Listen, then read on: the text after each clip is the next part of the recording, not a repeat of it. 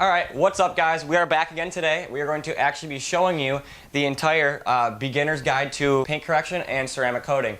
That's pretty much what's on the agenda today. It's probably going to take us a couple hours. We'll kind of walk you through it a little bit as we go and show you the proper procedures as far as application on your pads, products, stuff like that. We'll just go over a few things. Alright guys, so here are the products that you will be using for your beginner's paint correction. The black microfiber pad is going to be used for cutting with the compound, and the orange pad that you guys see will be used for the correction with the polish. Alright, so your first step when you're doing a paint correction is going to be a clay bar. After you hand wash the car down properly, you're going to be clay barring the entire vehicle from top to bottom. No matter what you do with the paint correction, you're going to want to clay. Some industry experts might argue with that. I'm not going to argue with you. I'm going to tell you that you're going to need to clay bar immediately every single time. So we're going to start with clay bar.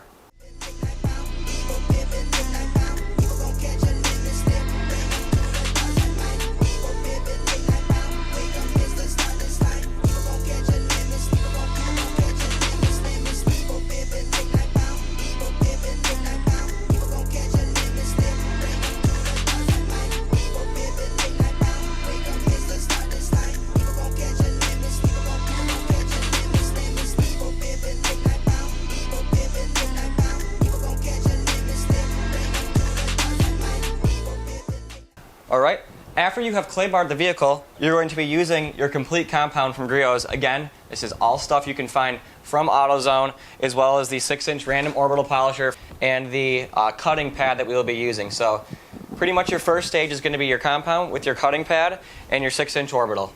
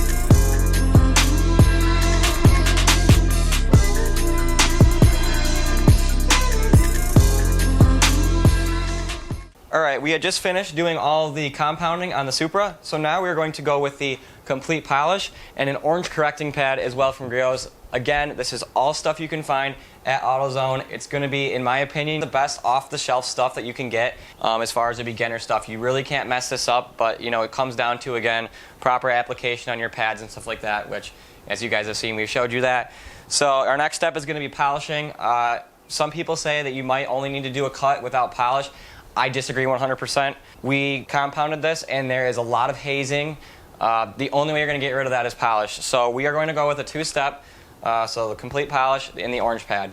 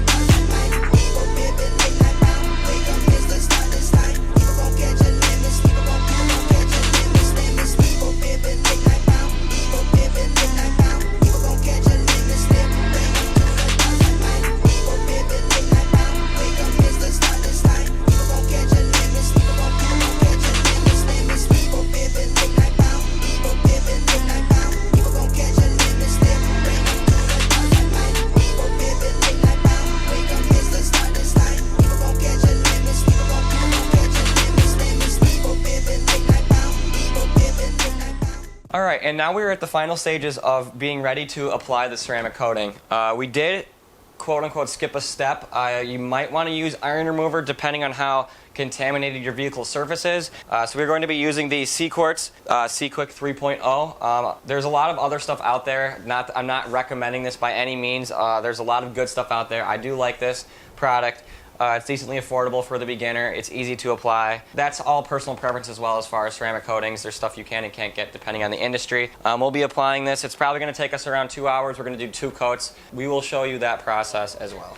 Gio is joining us for the ceramic coating part of it. So Gio, fill us in a little bit on what we're going to be doing now. All right, so right now to prep the paint, we're going to be spraying the entire car with a little bit of 50-50 mix of alcohol and water. This is just to get any of the residue that's left over from the compounding or polish off of the car to make it easier for the ceramic coating to actually tack onto the car. Like I said, we're going to be using the C-Quick 3.0. We have our suede microfiber pads, and then you have your little block as well that the microfiber pad goes around.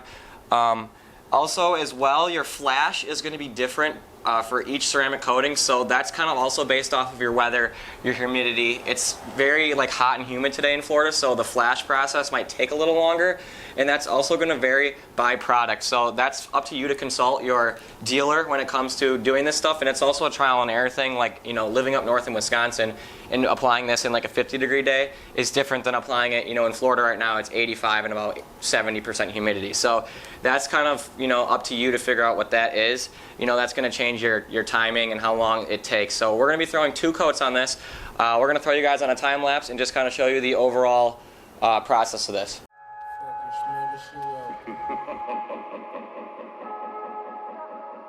Well, it's always business, just not always in here.